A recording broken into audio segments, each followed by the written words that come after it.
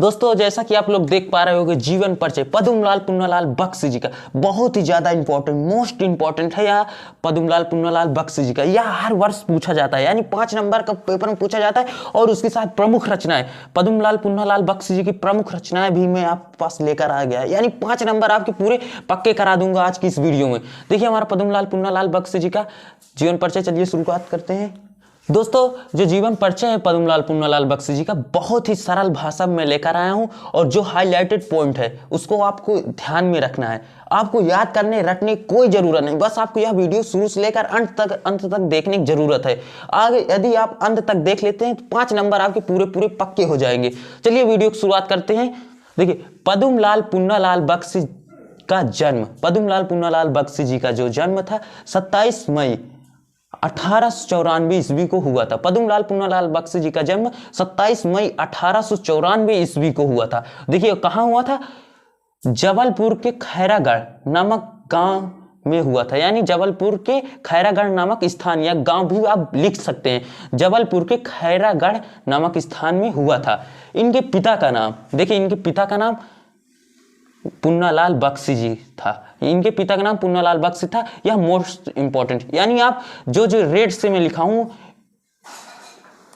Point किया हूं, जो रेड से आपको दिख रहा है, रेड और ब्लैक से दिख रहा है, उसको आप याद रखना है, उसको आपको याद रखना है। बस वही मेन में पॉइंट लिखा हूं, यानी एक सब आपको याद रहेगा। पूरा जीवन परिचय आप आसानी से लिख सकते हैं, आप बनाकर भी लिख सकते हैं। देखिए इनके पिता का नाम जो था पुन्नालाल बख्शी था, इनके पिता का नाम पुन्नालाल बख्शी था, तथा बाबा जो इनके थे, बाबा का नाम था उमराव बख्शी। इनके बाबा का नाम था उमराव बख्शी, साहित्य प्रेमी और कवि थे, जो कि साहित्य प्रेमी और कवि थे। इनके पिता भी थे और इनके बाबा भी थे साहित्य प्रेमी और कवि थे। इनकी माता को भी साहित्य से प्रेम था, यानी इनकी माता भी साहित्य से प्रेम थे, इनकी माता को भी साहित्य से प्रेम था। परिवार के साहित्यिक वातावरण के प्रभाव के कारण ये विद्यार्थी जीवन से ही कविताएं रचते थे, यानी ये भी साहित्य से लगाव बहुत रखते थे, इससे यह कविताएं लिखते थे और विद्यार्थी जीवन से यह कविताएं अच्छे रचने लगे थे। देखिए बीए पास करते ही इन्होंने सरस्वती में अपनी प्रकाशित रचनाएं प्रकाशित करना प्रारंभ किए। यानी देखिए सरस्वती पत्रिका के यह लास्ट वाले अंतिम संपादक यही हैं। देखिए प्रथम संपादक जो उसके हैं श्याम सुंदर दास जी हैं, और द्वितीय संपादक जो हैं वह माखनलाल चतुर्वेदी जी हैं।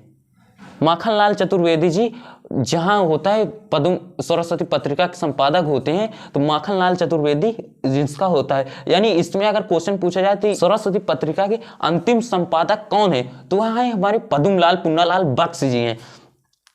देखिए इन्होंने प्रारंभ कर दिया था, यानी रचनाएं प्रकाशित करना प्रारंभ कर दिया था। बीए पास करते ही सरस्वती पत्रिकाओं में अपना रचनाएं प्रकाशित करने लगे थे।